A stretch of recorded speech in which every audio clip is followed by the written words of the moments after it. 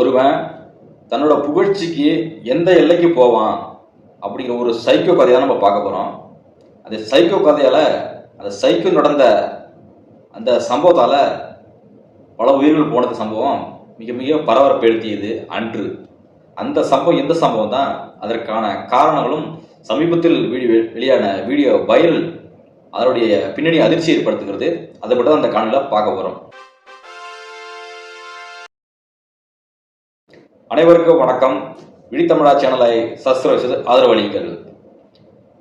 5 மாதங்களுக்கு முன்பு செப்டம்பர் 27ஆம் தேதி கரூரில் தேவக தலைமையில் ஒரு கூட்டம் நடைபெற்றது. அந்த கூட்டத்தில் நெரிசலில் 41 பேரும் மரணம் போனது அதிர்ச்சி அளித்தது. மிக மிக துயர சம்பவம் ஏற்பட்டது. அரசியல் வரலாற்றில் இதுபோன்ற அரசியல் நடந்த கூட்டங்களில் இதுபோன்ற அதிக உயிரிழப்பை ஏற்படுத்தியது முதல் இந்த தாவக கட்சி என்பது யாரும் மறக்க முடியாத ஒரு சம்பவம். மேற்கில மரக்கிளையிலிருந்து மரக்கிழந்த சிறு குழந்தை ஒரு தாய் வயிற்றில் விழுந்து குழந்தை சேர்த்திருக்கிறது. ஒரு ஊமை பேச முடியாத நபர் ஒரு குழந்தை பலியாகின்றது. இப்படி துடிதுடிக்க எல்லாம் கூட்டம் நெருங்கிய சம்பவம் மிக மிக ஒரு ஒரு பரபரப்பு சம்பரத்தை எடுத்தது. அவ்வளவு பதட்டமான ஒரு சூழ்நிலையை உருவாகின்றது. அந்த சூழ்நிலையில இறப்பிருந்த பிறகு உடனடியாக அங்கெல்லாம் இறந்தவர்கள் எல்லாம் உடனடியாக மருத்துவர் சென்று உடனடியாக அன்றைக்கே 40 போஸ்ட்மார்ட்டம் செய்துவிட்டார்கள் என்று முடித்து விட்டதாக ஒரு கதை வந்தது. அதை அடுத்து திமுக செந்தில் பாலாஜி, ஜோதிர்மதி இவரெல்லாம் உடனடியாக அங்கே போனார்கள் அப்படின்ற செய்தி வந்தது. இதற்கு முழுக்க விஜய் என்ன சொன்னார் பார்த்தீங்கன்னாக்கா, இதுக்கு முழுக்க காரணம் திமுக தான் திட்டமிட்டு சரி நடந்தது விஜய் தரப்பில் கூறப்பட்டது. ஏன்னு கேட்டீங்கன்னாக்கா, விஜய் எங்களுக்கு நாங்கள் வேற ஒரு இடம் கேட்டோம், எங்களுக்கு இந்த குறுகலான இடத்தை கொடுத்தார்கள் என்று விஜய் தரப்பு கூறப்பட்டது. ஆனால் இதே இடத்தில் பல கட்சிகள் கூட நடைபெற்றிருக்கிறது. அன்று அரசு தரப்பு கூறப்பட்டது. இப்போ என்ன பின்னணி கேட்டீங்கன்னாக்க, இதற்கு முழுக்க காரணம் விஜய் தான் காரணம், காலத்தாமம் தான் காரணம் என்று அரசு தரப்பு குற்றம் சாட்டப்பட்டது. விஜய் தரப்பு என்ன பண்ண பார்த்தீங்கன்னாக்க, இந்த கூட்டத்தில் நாங்கள் பேசும்போது பாலாஜி அவர்களை 10 ரூபா வழங்கி பாட்டு பாடினோம். அந்த பாட்டு பாடிய 15 நிமிட பிறகுதான் கூட்டம் நெரிசல் ஏற்பட்டது. இது போன்ற துறை சம்பளம் நடந்தது. விஜய் தரப்பு குற்றம் சாட்டப்பட்டது. இப்படி போயிட்டு இருக்க சூழ்நிலையில இதற்கு தீர்வு வேண்டும், யாரும் உண்மையான குற்றச்சாட்டு. ஆனால் அதே சமயத்தில் பார்த்தீங்கன்னாக்கா விஜய் என்ன சொல்லியிருந்தாரு, ஆரம்பத்தில் காவல்துறை மிக பாதுகாப்பாக கொடுத்துருந்தெல்லாம் கூறியிருந்தார். ஆனால் பிறகு சம்பவத்த பிறகு திட்டமிட்ட சதி என்று சொல்லினால இந்த விசாரணை விஜய் தரப்பு கேட்டுக்கொண்டதற்கு சிபிஐ விசாரணை இவர்கள் தான் கேட்டுக்கொண்டார்கள். தமிழ்நாடு அரசு சிஐபி சரியாக செயல்படாது, மத்திய அரசு தான் செய்ய வேண்டும் என்று சொல்லி இவர்கள் கேட்டுக்கொண்டது மட்டும் தான் இந்த வழக்கானது அங்கு போனது. இதன் அடிப்படையில் தொடர்ச்சியாக டெல்லிக்கு 3வது முறையாக தற்போது 15 அதிகம் சென்று விசாரணை நடைபெற்றது. 7 சென்றது. அதில் தொடர்ந்து 7 மணி நேரம் விசாரணை நடைபெற்றது.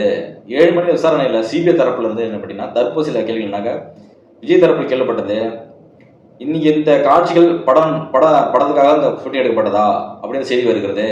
திட்டமிட்டு நீங்க எடுக்கப்பட்ட பட ஷூட்டிங்காக தான் எடுத்தீங்களா அப்படின்னு கேள்வி கேட்டிருக்கிறாங்க. அதே தரப்புல விஜய் தரப்பு என்ன சொல்றீங்கன்னா, இதுக்கு முழுக்க காரணம் அரசு தான், செந்தில் பாலாஜி தான், அரசு தான் காரணம். இவங்க எங்களுக்கு சரியான வசதிகளை ஏற்படுத்தவில்லை, காவல்துறை சரியான பாதுகாப்பு கொடுக்கவில்லை, வருகின்ற வழியில் கொடுத்த எந்த பாதுகாப்பையும் நாமக்கல் வரும்போது எந்த பாதுகாப்பும் கொடுக்கவில்லை எங்களுக்கு. ஆனால் இங்கே நெருக்கடி பாதுகாப்பு கொடுத்தார்கள், காவல்துறை நிறைய இருந்தவர்கள் சொல்லிக் கொண்டிருந்தார்கள். இதன் பிறகு விசாரணையில் என்ன பண்ண பார்த்தீங்கன்னாக்க, செந்தில் பாலாஜியில் அவங்க குறிக்கிறோம்னா இது முழுக்க விஜய் தான் காரணம், அடிப்படை வசதி எதுவுமே அவர் அமைத்து கொடுக்கவில்லை என்று கூட்டம் சாட்டுகிறார். விஜய் தரப்புனா பார்த்தீங்கன்னாக்கா, அரசர் இல்லை, இது கரூர் சம்பவத்துக்கு செந்தில் பாலாஜி அவருடைய பகுதியாக இருக்கிறதுனால இவரு பின்னணியில் பிரச்சனை இருக்கலாம், தொடர்பு இருக்கலாம், இப்படி மாறி ஒருவரை குற்றச்சாட்டுகள். இப்போ சிபிஐ கையில் எடுத்த பிறகு இப்போ விசாரணை என்ன பார்த்தீங்கன்னாக்கா, அந்த சில காணொலிகள்லாம் பரபரப்பு எடுத்தியது. இந்த காணொலிகள் அன்று சில காணொலிகளாக அனிமேஷன்ல வெளிவந்தது. எப்போ பார்த்தீங்கன்னாக்கா, இந்த ஜனநாயக படத்தில் திரைப்படத்தாதீங்கள இந்த ஜனநாயக படமும் வெளியாக தடை செய்யப்பட்டது. ஏனென்று சொன்னால், அந்த படமத்தில் பொங்கல் தேதி என்று வெளியாவதாக திட்டமிட்டதுனால அதில் சில காட்சிகள்லாம் அரசியல் ரீதியாக காட்சிகள்லாம் ரொம்ப அதிகபட்சமாக இருக்குது, தேவையில்லாமல் இருக்கிறது. அதே போன்று மத சம்பந்த காட்சிகளை நீக்க வேண்டும் சொல்ல பிறகு விஜய் தரப்பில் காலதாமதத்தினால்தான் அந்த படம் வெளியாகாத போனது காரணமாக கூறப்படுகிறது.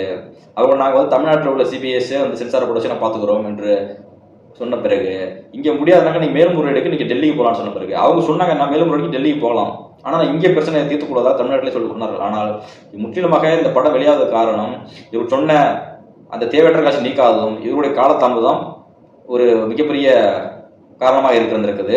அது மட்டும் இல்லாமல் இந்த சிபிஐ விசாரணை ஒரு அரசியல் கட்சியை விஜய் ஆரம்பித்த பிறகு இது அந்த அரசியல் சம்பந்தப்பட்ட தொடர்புனால ஒரு அரசியல் தலைவனாக இருக்கிறப்போ அந்த தேர்தல் காலகட்டத்தை இன்னொரு படத்தை விட முடியாது. இது தமிழக அரசுக்கு பாதிப்பு ஏற்படுறதுனால அதிகம் கவனத்தை கணத்து கொண்டுதான் இந்த படத்தை மறுபரிசோதனை எடுத்தார்கள்.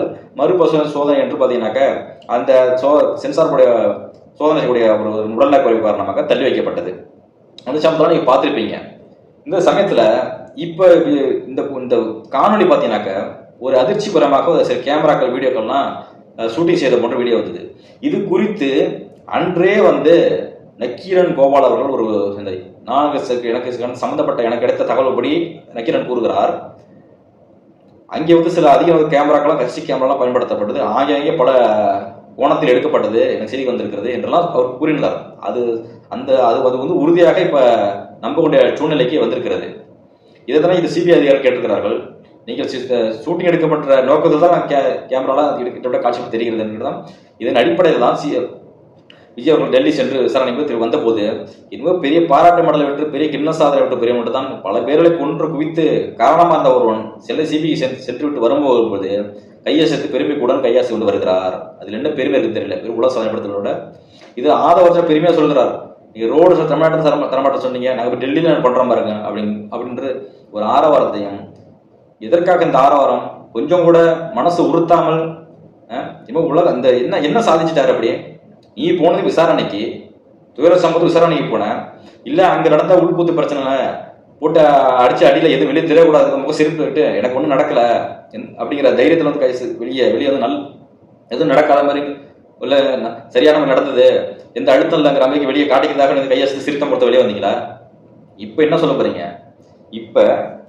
இப்ப வெளியான காட்சிகளை பொறுத்து நீங்க டெலி செய்துட்டீங்க. அப்போ உடனடியாக தேவையற்ற பட நோக்கில் தான் எடுக்கப்பட்ட காட்சிகள் தான் நீங்க உடனே டெலி செய்து விட்டீங்க.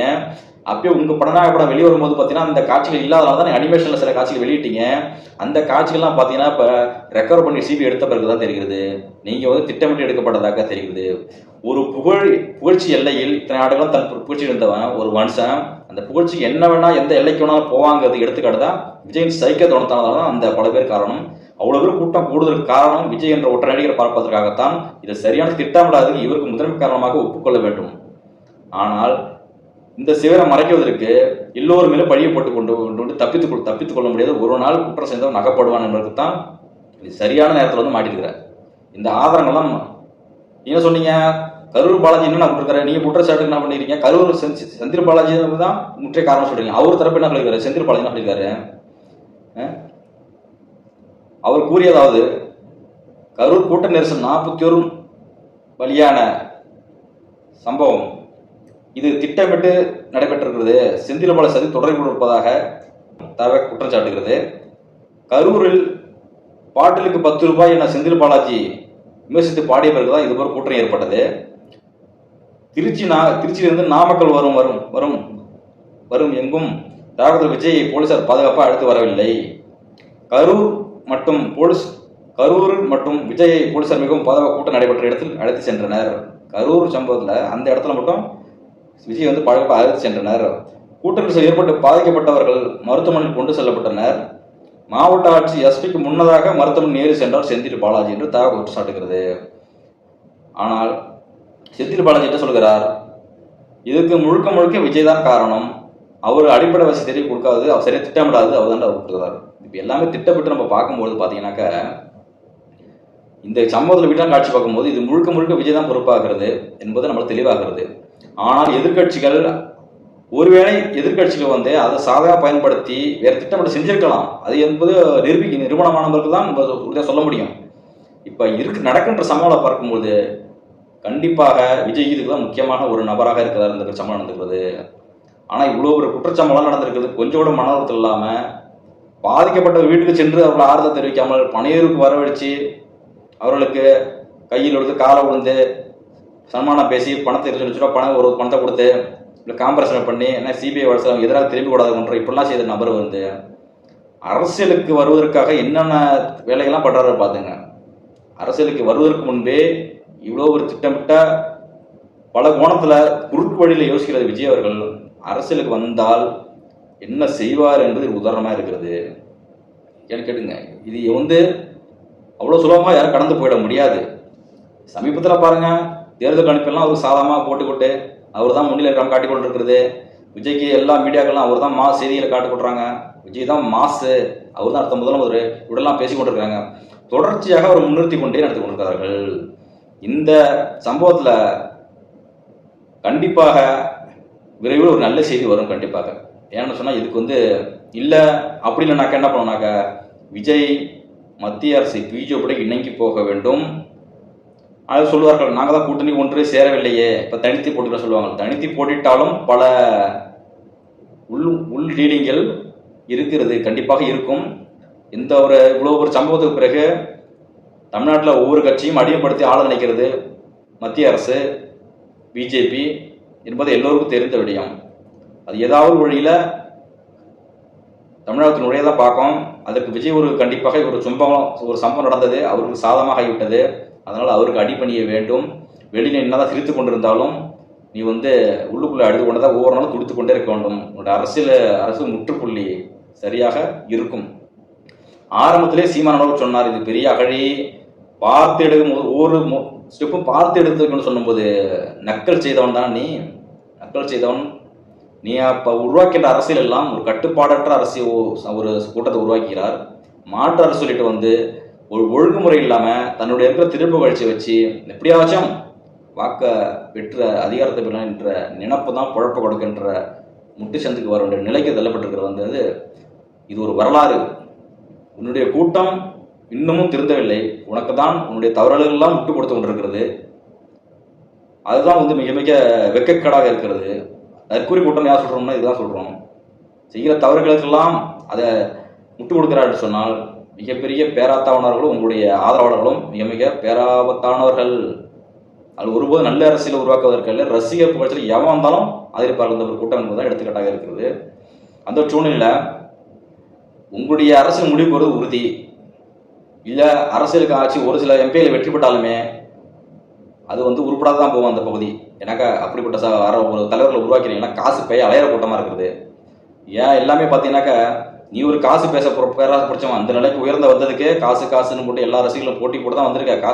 அந்த காசு விட்ட காசை எடுத்து விட்டுருவேனே, விட்ட காசை விட்டு அடியாத பல வருஷம் உழைச்சி 2-3 கோடி சொத்து சேர்த்தன அவ்வளோ பேராசை மிதத்தில் இருந்தால் வருவான். அந்த காசெல்லாம் தேர்தல் செலவு வச்சுட்டு விட்டுடுவேனே. விருப்ப மண்ணில் கொடுத்து 100 ரூபா கொடுத்ததுனே பல கூட்டம் வந்துச்சு. விருப்பம் வாங்கிட்டு போனாங்க பணியர் அலுவலகத்தில். அப்பயும் உனக்கு அந்த அரசாடங்களை கூட்டத்தை காமிக்கிறதாக விருப்பம் வாங்க அலைமோதி இடத்துல வந்தாங்கட்டு ஒரு கூட்டத்தை காமிச்சேன். அதுக்கு பிறகு கூட்டம் அரசியலாக சொன்னவங்க ஆன்லைனில் வாங்கன்னு சொன்னீங்க. ஆன்லைன் அப்புறம் சொன்னால் திருப்பி கொடுக்க பார்த்தீங்கன்னா ஒருத்தனை வரல. 10,000 கொடுக்க சொன்னால் ஒருத்தனை வரல. 100 ரூபா வாங்கிட்டு வாங்க போனோன்னா திருப்பி கொண்டு 10,000 கொடுத்தோன்னா யாரும் வரவில்லை. அப்போ என்ன பண்ணீங்க, எவ்வளோ சீட்டு போட்டீங்கன்னா வைப்பு தொகுதியாக 5 கோடி சொல்லிட்டீங்க. இதனால் உங்களுடைய போட்டி போடுற வேட்பாளர்கள் அதிர்ச்சி ஏற்படுறாங்க. இப்படி பணம் ஒரு சைக்கோ வருஷம் தான் அங்கே பல பேரை கொண்டு வந்திருக்காங்க என்பதை எல்லோரும் புரிந்து கொள்ள வேண்டும். ஒரு ஆளை பக்கத்தில் வச்சிருக்காரு. ஏன்னா நம்ம தொடர்ந்தே விஜய் கட்சியாக ஆரம்பத்திலேருந்து சொல்லி கொண்டு விடுகிறோம். மிக மிக ஆபத்தான அரசியல் விஜய் எடுத்துக் கொண்டிருக்கிறார். இது இந்த மாற்று அரசியலுக்கு தேவையில்லாத அரசியல். அதுக்கான சரியான தலைவர்கள் நம்ம தொடர்ந்து கட்சி ஆரம்பத்திலே சொல்லி கொண்டிருக்கிறோம். விஜய் கட்சி ஆரம்பிச்சாருன்ற சொல்லியிருக்கிறோம். ஆனால் இப்போது அவருடைய ஆதரவு நான் கூட யோக்கியன் மாதிரி சொல்றாரு, தங்களோட கட்சி நபர்களை யாரும் அடிச்சாலும் அடி வாங்கி கொள்ளுங்கள், திருப்பி அடிக்காதீங்க அப்படின்னு ஒரு உல்டா கதையை விடுறாரு. இப்போ ஏன்னாக்கா தன்னை பணிஞ்சு போற மாதிரியும் நம்ம நல்லவங்க மாறிட்டாங்கன்னு நடிக்கிறாரு. இதே இவர் தான் தக மலின கூட்டத்துக்கு முன்பாக பேசியிருக்கிறாரு. வட சென்னையில் ஒரு கூட்டம் நடக்குன்னு சொல்கிறாரு. அந்த பகுதியில் கூடிய விஎஸ் கோபால் ஒரு குறித்து பேசுகிறார். நம்ம கட்சி தலைவர்கள்லாம் நம்முடைய நிர்வாகிகள்லாம் அடிக்கிறாங்க குற்றச்சாட்டுலாம் கொண்டிருக்குது. கவலைப்படைங்க, அண்ணா வீரபாபா நகர் விஎஸ் பாபா நகர் அவர் பார்த்துப்பாரு, யார் எப்படி பண்ணுமோ தூக்கிட்டு போய் பண்ணிடுவாரு அப்படின்னு சொல்கிறான் ஒரு சைக்கோ அவர்களுடைய ஆதவர்ஜனா. அப்போ ஒரு நல்ல அரசியல் படிக்க வந்தவங்க நீங்கள் யாரும் உங்க பிரச்சனை சரியான முறை தீர்ப்போன்னு சொல்லாமல் நாங்கள் அதிக வன்முறை கையில் எடுப்போம், யாராச்சும் பேசுனா அதிகாரத்தை நாங்கள் செய்வோன்ற துணியில் அவர் பேசுகிறான்னு சொன்னால் இது எவ்வளோ மிகப்பெரிய ஆபத்தாக இருக்கும்ன்றது இந்த கட்சியினுடைய வச்சுக்கிற ஒவ்வொருத்தரும் இப்படி தான் இருக்கிறான். சரிங்களா? திரிஷா அவர்கள் கூட ஒரு படத்தில் சொல்லியிருந்தாங்க. விஜயகுமார் ஒரு படத்தில் ஒரு சீனை பார்க்க முடிஞ்சுது. இவன் அறிவனும் பேர் வச்சு போனால் முட்டாளமா, அறிவன் பேசி தப்பேம்மா, தலைவரே 10ஆம் கடைசியில் பார்க்காத முட்டாளமானு விஜயகுமார் சொல்கிறாரு. முட்டாளு தலைவர் தெரியும் தவறு திசை சொல்கிறாங்க. நம்ம வந்து இந்த கேஸால் தோற்று போகிறோம்னு பார்த்தோம், ஆனால் இந்த ரீசல் ஜெயிக்க போகிறோம் அப்படின்னு சொல்கிறாங்க. அந்த சீன் அந்த மாதிரி விஜய் வந்து ஒரு முட்டாள், ஒன்றும் தெரியாத முட்டாள் தான், சுற்றிலும் பல முட்டாள் வச்சிருக்கிறாரு. இந்த முட்டாள்கள் அவங்க சுற்றி இருக்கிற முட்டாள்லாம் கிடையாது, அவங்க விவரமாக இருக்கிறாங்க.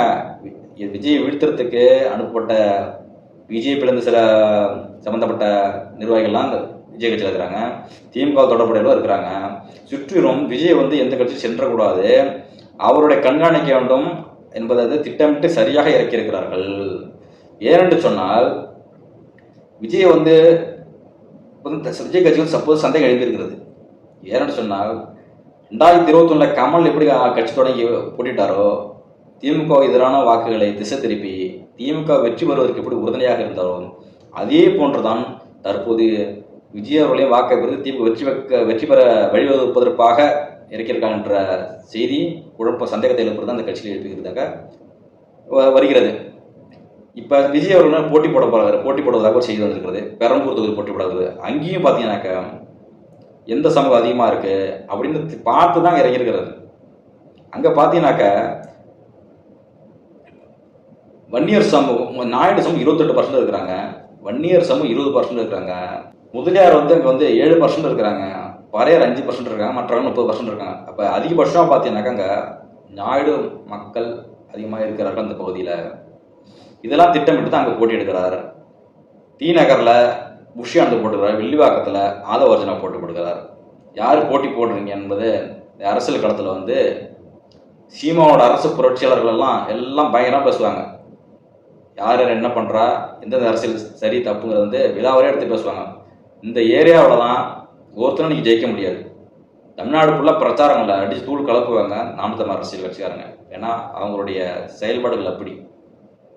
அவங்க வந்து மாற்று அரசியல் வந்திருக்காங்கன்னு வச்சுக்கோங்க, எல்லாத்துலேயும் மாற்று புரட்சிகரமாக திட்டத்தை வகுத்து கொண்டு தான் வந்திருக்காங்க. அதுக்கான சரியான வேட்பாளர்கள் தேர்ந்தெடுக்கிறாங்க. உங்கள் கட்சி மூறி பேரம் பேசுவது, வேட்பாளர் போட்டி போடணும்னா காசு கொடுத்து 5 கோடின்னு பேரம் பேசாமல் திரைமணம் நிற்கிறாங்க. மக்களுடைய பங்களிப்பு கூட பேசக்கூடிய நபர்களாக இருக்கணும். நாளைக்கு வெற்றி பெற்று சட்டமன்றத்துக்கு போனால் கூட பிரச்சனை பேசக்கூடிய நபர்களாக இருக்க வேண்டும் தான் தேர்ந்தெடுத்து சரியான நபர் எடுத்து இருக்கிறார். மக்களுக்கு பிரச்சனை பேசுவார்கள் இருக்கிறார். அதே மாதிரி அந்த பகுதியிலையும் சரியாக பணி செய்பவர்களையும் மக்கள் நண்பர்களையும் படித்தவர்களையும் நேர்மையானவர்களையும் நிறுத்திருக்கிறார். விஜய் கட்சியில் என்ன பண்ணுறீங்க, எல்லாம் அரசியல் கூட்டத்தை கொண்டு வர்றவங்களாம் காசுக்கு பேரம் கொடுத்து சீட்டு கொடுக்குறது, நடிகர்களை ரசிகர் மன்ற தலைவராக இருந்தவங்களாம் பொறுப்பாளர் மாடல் போனவங்களாம் பொறுப்பு கொடுத்து எம்எல்ஏ சீட்டு கொடுக்குறீங்க. அதனால் நீங்கள் வந்து உங்களுக்கு வந்து நீங்கள் தேர்ந்தெடுக்கிற கட்சியில் ஒவ்வொரு நபரும் பார்த்தீங்கன்னாக்கா எல்லாமே வந்து பணம் இருக்கிறவனுக்கு சீட்டை கொடுக்குறீங்க, உங்களுடைய ரசிகர் மன்றத்தை சீட்டை கொடுக்குறீங்க. வந்து ஒரு நல்ல நபர்களுக்கு நீ சீட்டு கொடுக்கவே இல்லை, அந்த அராஜக போக்குற நபர்கள் தான் கொடுத்துருக்கீங்க. அதுலேயும் உங்களுடைய ரொம்ப நாளாக உழைத்தவர்கள்லாம் பொறுப்பு கொடுக்கலன்னா உங்கள் தவ கட்சியில் நடைபெற்ற செயலெல்லாம் வெளியே வருதுன்னு சொல்கிறது. ஆக நீங்கள் திட்டமிட்டு ஷூட்டிங் எடுக்கப்பட்டது உறுதியாகிட்டது. உங்களுக்கு கூடவே வச்சுருக்கீங்க, சகுனியை வச்சுருக்கீங்க. அவர் திடீர்னு ஆதவர்ஜன் திமுகலேருந்து அங்கே நான் ஆதரவாக நான் திருமாவளவன் திரும்ப அந்த கட்சிக்கு போய் சேர்ந்தார், அங்கேருந்து அப்புறம் உங்கள் கட்சிக்கு வந்தார். எல்லாமே திட்டமிட்ட செயல் தான். ஆக மொத்தத்தில் தமிழ்நாட்டுக்கு திராவிடங்கிற ஆணியே தேவையில்லை. அந்த ஆணியில் திராவிடம் ஒழியணும், திராவிடம் தூக்கிட்டு வந்த உன் கட்சியும் ஒழியணும்.